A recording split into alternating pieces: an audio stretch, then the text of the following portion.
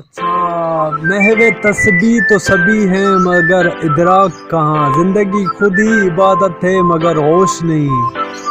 تو تسبیح پڑھنے والے تو بہت ہوتے ہیں مگر زندگی کو شکر گزاری کے ساتھ، خوشی مسرت کے ساتھ جینا ہی عبادت ہے۔ اگر آپ شکر گزاری میں جیتے ہیں تو اس سے بڑی عبادت کیا ہوگی؟ زندگی جینا ہی مقصد ہے، زندگی خود ہی خدا ہے، زندگی خود ہی عبادت ہے۔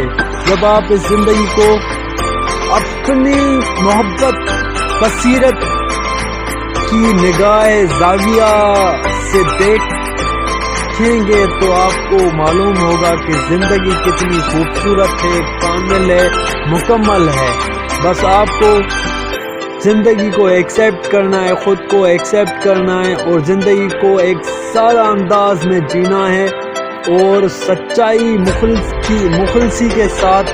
پہلے تو آپ سچائی مخلصی کے ساتھ، خود کے ساتھ آپ مخلص ہیں تو آپ دنیا کے ساتھ بھی مخلص رہ سکتے ہیں، کیونکہ جیسا آپ اندر ہوتے ہیں، آپ اپنے آپ کے ساتھ ہوتے ہیں، ویسا ہی آپ باہر ہوتے ہیں۔ Thank you so much.